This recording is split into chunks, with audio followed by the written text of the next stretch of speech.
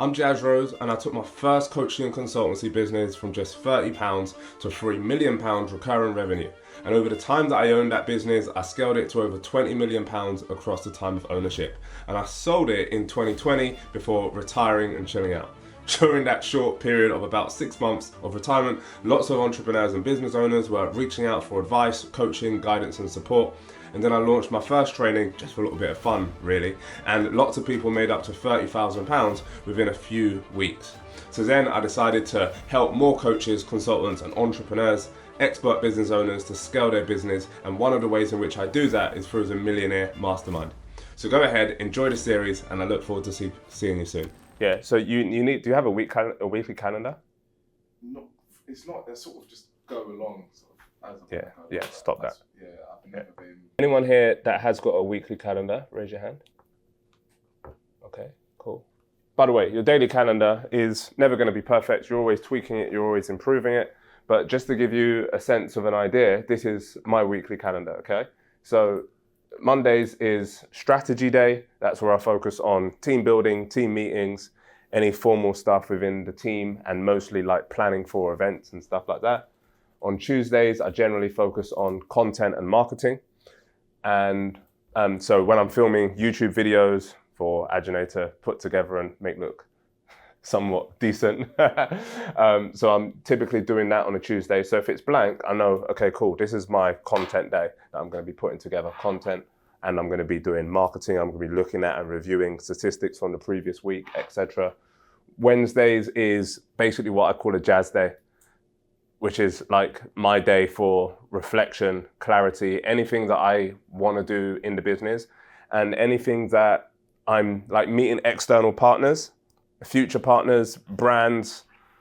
Maybe someone says, "Hey, Jazz, can you come on my YouTube channel, or can you come and do a podcast?" Wednesday, 6 o'clock, done. And I just know it every single time. Wednesday, yeah. So I don't need to think about it. I don't need to go, "Oh, let me check my calendar in too much detail, etc." So I always use that for either going on other people's podcasts, going and doing other people's events, that sort of thing, and or learning day. I use it as a learning day. So if there's nothing going on, then I use it as I'm in a lot of masterminds and stuff like that. So then I use it to go back from my notes and read books, take notes, etc. By the way, side note, don't read books, study them. Yeah, if you just read them, you study them. Yeah. I have really honed in on not reading stuff, but studying it.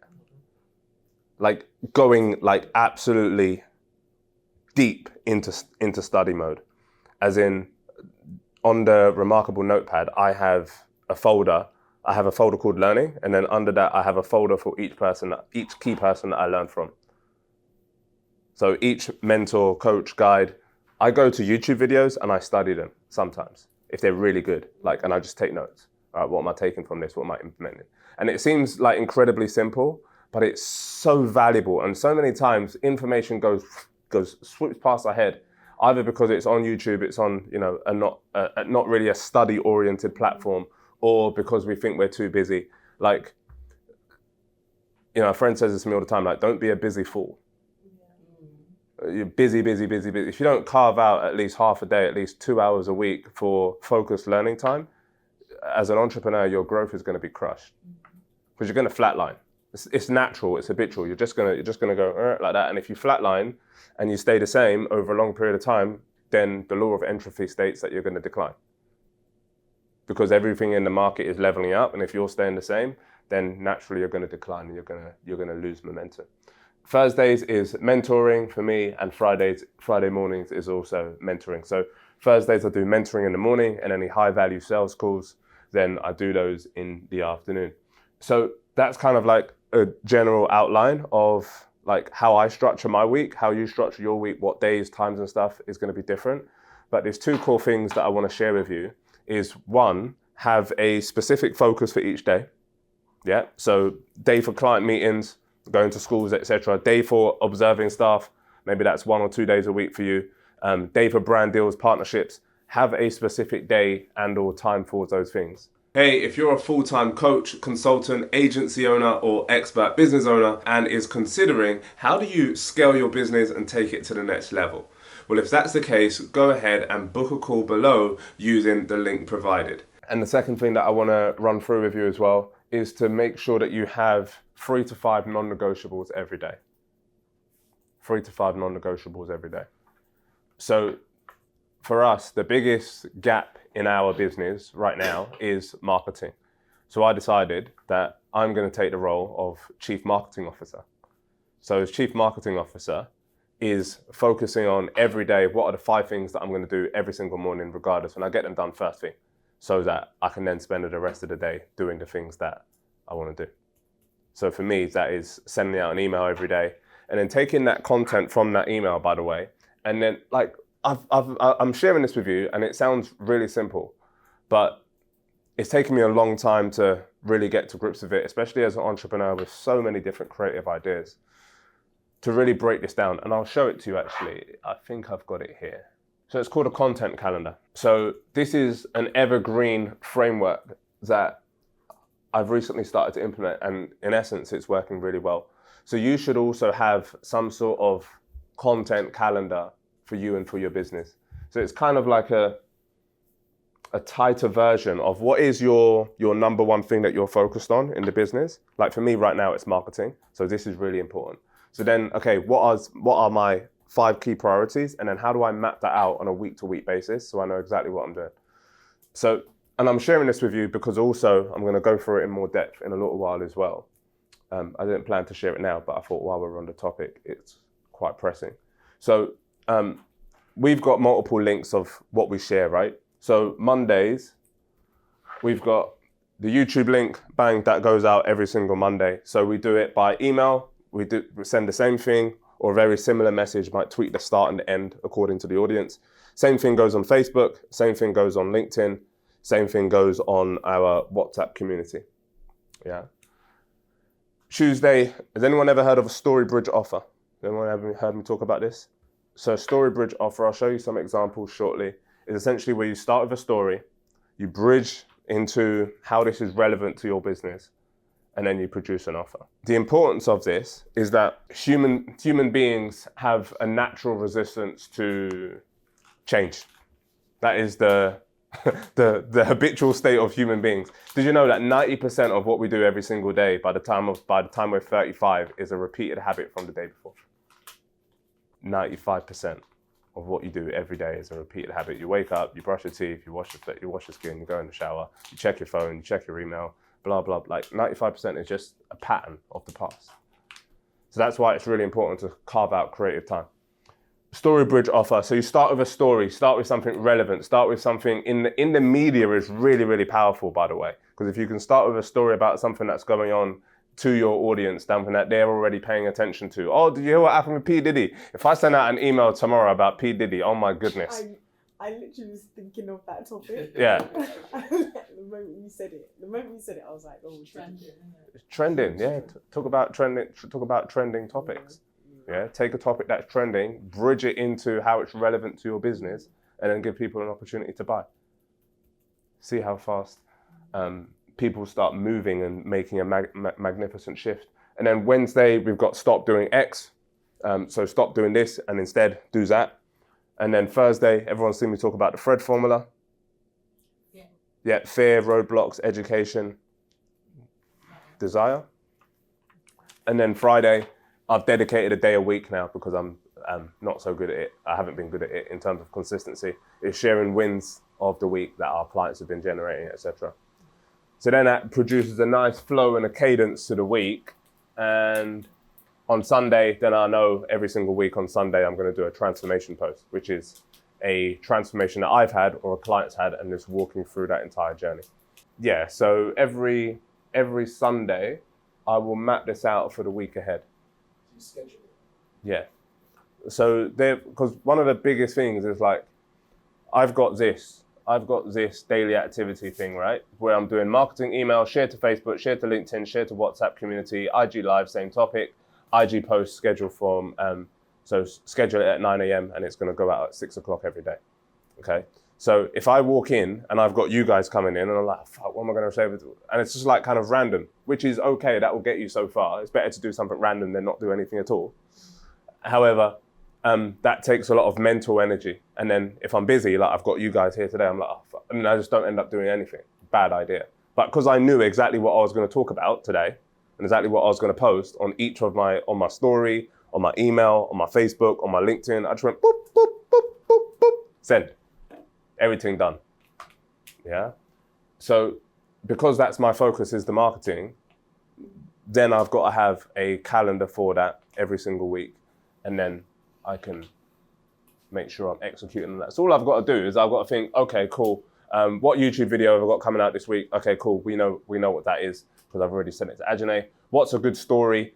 So what I've done in the past, has anyone seen the swipe files? So I'm going off on a bit of a tangent, but hopefully this is useful for you and it will make the rest of the day land easier. So I encourage you all to have, by the way, by the end of this week, you should all have this done. Is everyone good with that? Yeah. Have what done? What is about Or at least get started on it. It'll take you 20 minutes. You can literally, are you driving home or train? It just was, I didn't know You what. know what you agreed to. There's no... That's why I was like, that's what you say. Let me wait. Okay, cool. So 3 frames is anecdotes, analogies, and ad scripts. You can start just jotting down some ideas now. Anecdotes, what are the... Do you want to turn that down? Yeah, it's really hot in there. Anecdotes are, what are the stories that you've been through in your life, your journey, either entrepreneurially, family-wise, career-wise, transition-wise? What are the stories that really resonate with you, that really stand out?